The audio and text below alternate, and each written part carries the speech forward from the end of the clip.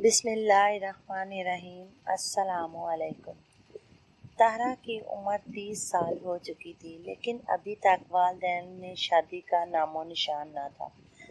جب بھی والدہ کہتی کہ طاہرہ کی شادی کر دیں تو والد کہتا کہ میں ایسے کیسے شادی کر دوں، میرے بھائی نے 1 ٹرک دیا ہے میری بھتیجی کو جہیز میں، تو میں 2 ٹرک کے بغیر کیسے شادی کروں؟ تم دیکھنا ایک دن میں اپنی بیٹی کی اس طرح سے شادی کروں گا کہ ساری دنیا دیکھ کر حیران رہ جائے گی۔ بیوی بیچاری بار بار یہی کہتی کہ میں نے بچوں کی بہت اچھی تربیت کی ہے، پلیز تم ان کی تربیت کو میری رائے گاہ مت جانے دو، تم ان کی شادی کر دو۔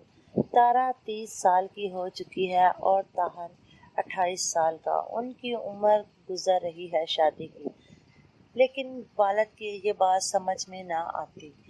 ایک دن طاہرہ اپنے بھائی کے کمرے کے پاس سے گزری تو بھائی کسی لڑکی نشین نامی سے باتیں کر رہا تھا اور کہہ رہا تھا کہ یہ جو وقت ہے میں تمہارے ساتھ ٹائم پاس کرتا ہوں اپنے اندر نفسیات کو مٹانے کے لیے، میرے اندر کی حس جاگتی ہے تو تمہارے پاس آ جاتا ہوں۔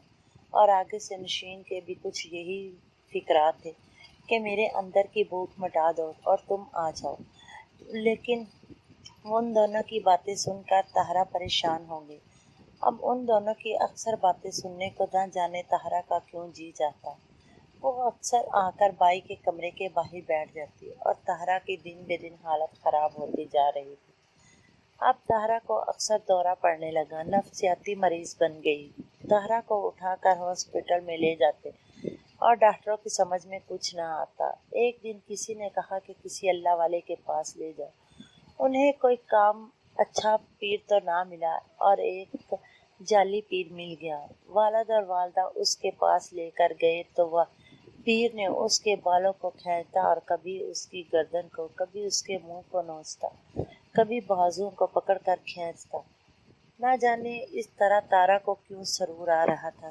طاہرہ اسے بار بار اور چڑھاتی اور وہ کبھی پاؤں سے پکڑ کر اسے الٹا کر دیتا اور کبھی سیدھا۔ طاہرہ اپنے اور اسے چڑھاتی گئی۔ آخر طاہرہ تھک گئی اور گر گئی تو پیر صاحب نے کہا کہ اسے لے جائے، آئندہ کے بعد اسے کوئی دورہ نہیں پڑے گا۔ 15 دنوں کے بعد پھر سے طاہرہ کا دورہ پڑ گیا۔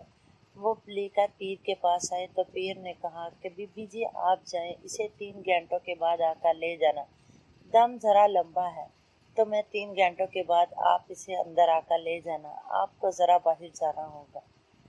اتنی بات کہی تو ماں نے کہا بابا جی کوئی بات نہیں، 4 گھنٹوں کا بھی ہو لیکن میری بیٹی کو ٹھیک ہونا چاہیے۔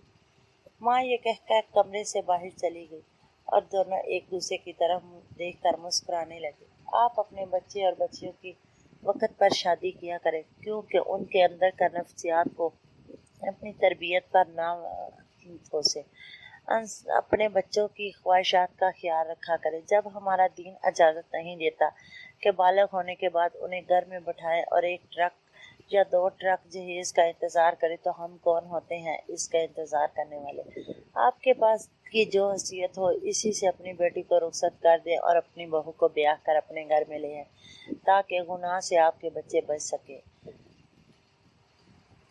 دین پر عمل کریں تاکہ ہماری آنے والی نسلیں برائیوں سے بچ سکیں۔ آمین ثم آمین۔ اللہ حافظ۔